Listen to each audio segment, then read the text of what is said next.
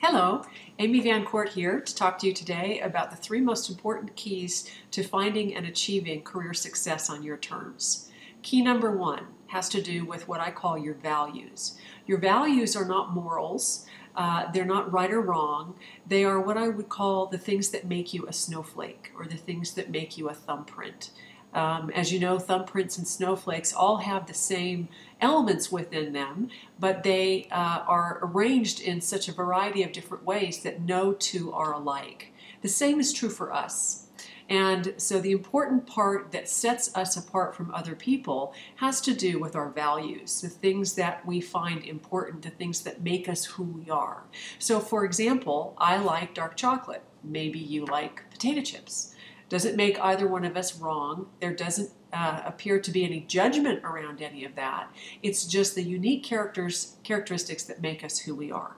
So that's number one. It is work that allows you to live your values and to work your values. So if you're finding right now that you're in work where maybe you're expending a tremendous amount of effort, maybe you're working hard, maybe you care a lot, but you're not actually getting to be who you are in the work that you do, that is a place that will make you feel at the very best stuck, and at the very least, very worst, incredibly unfulfilled and unsuccessful. So really important to be able to live your values. The second really important key is what I call managing your inner gremlin. Your gremlin could be called also the resistance, your inner critic, your inner con artist, anything that feels as though it's a voice in your head, very critical, constantly taking ideas and options off the table, very resistant to change, and it really lives in a place of fear, and it really utilizes fear in order to keep you stuck.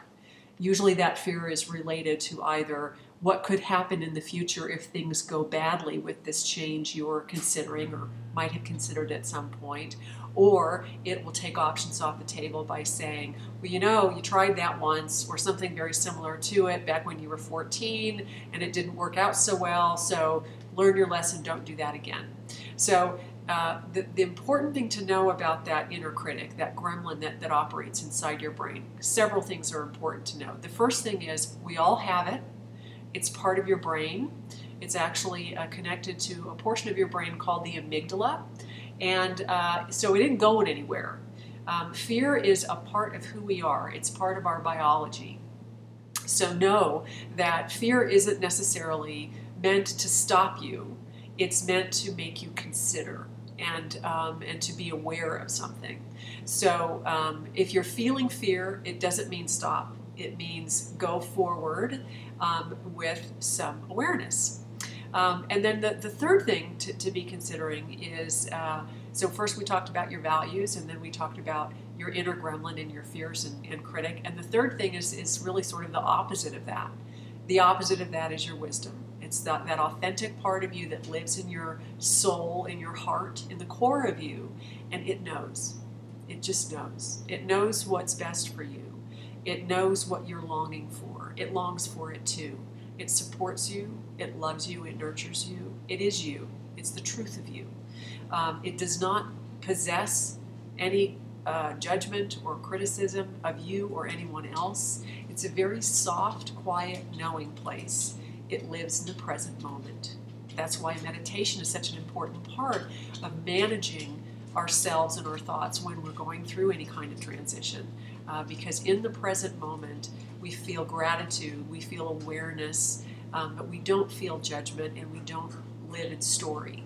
So as you're going forward and you're considering what could I do from here, what kind of career could I be launching into, understand the three most important keys to that. The first, as I said, is values. Can I live my values? Can I work my values? And we'll do an upcoming session specifically on just your values. The second thing is your gremlin, managing that inner critic that would like to keep you stuck because it's afraid of change.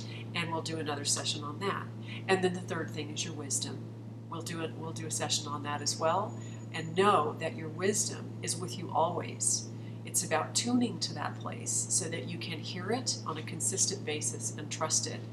And if you pay attention to those three things and do some exercises around those three things, finding and achieving the career that will light you up and cause you to believe that you're in work that feels as though you were born to do it and it's your purpose on this planet, that will happen. Thanks again, and I'll talk to you soon. Bye.